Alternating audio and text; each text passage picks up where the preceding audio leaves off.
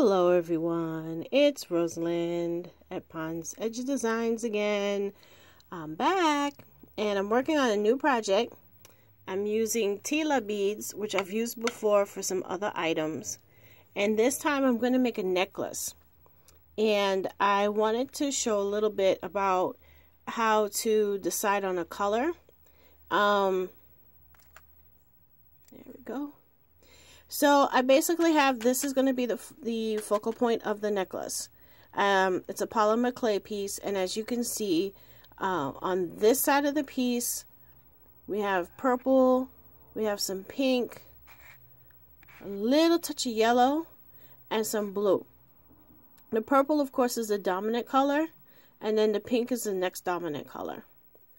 The trick with this is on the back of the piece, it's almost the opposite. The light blue is the dominant color, then the pink, and then a little of the purple. There's also a bit of yellow on each side of the piece. So if I had some yellow Tila beads, which unfortunately I don't, I could have used that as a small accent. But since I don't, I'm going to work with what I've got. And what I have is, I have some, what are these called? Oh, smoky gray. I have cobalt, I have pink, which the pink and the cobalt I've used before, and I also have some hematite color or gunmetal color. There you go. There's the gunmetal. It's a little hard to, my lighting is not the best with the camera. It's great when I'm beading, but not the best with the camera. But you get the general idea. So, using the colors that I have that also go with the focal piece, I decided to kind of work with the pink and the purple. There, normally I would use the good old color wheel to figure out how I'm going to set these colors up. The color wheel is really handy when you're trying to figure out how to set up a color scheme or a color palette, and it gives you guidelines. You choose your main color, and then you use the lines to decide what would go with it. You can do a complement, which would be the main color and two others.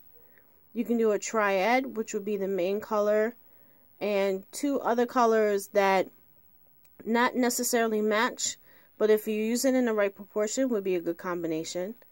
And then there's a tetrad, which you use your main color, and you basically also do three other colors that, again, don't normally matchy-matchy, but if used in the right proportion, would complement each other.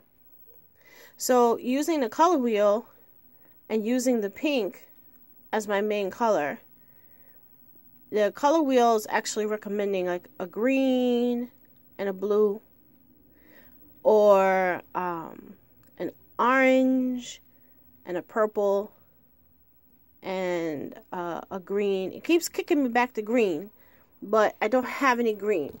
So instead of the green, I'm either going to use the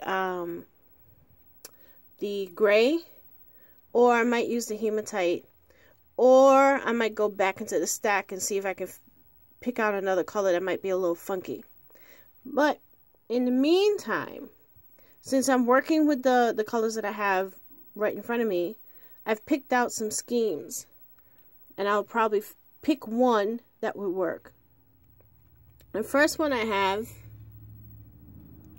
I'm using the hematite, the pink, the cobalt, the gray, another cobalt, another pink. So basically it would be the hematite would be the end, and then the pattern of, stupid camera, sorry folks, a pattern of pink, cobalt, gray, cobalt, pink, and another gray, and so on.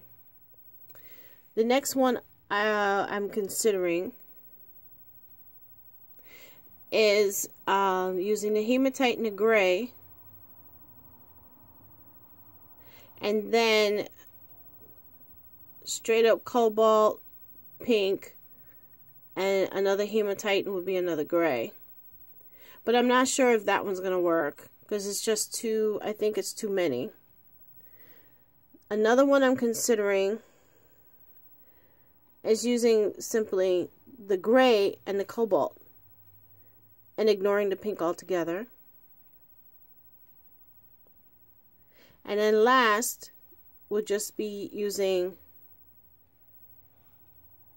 the pink and the cobalt and not using any other color. So that's what I'm trying to decide. And once I figure out how I'm going to do this, then I'll start stitching. And that will be the next video in the series.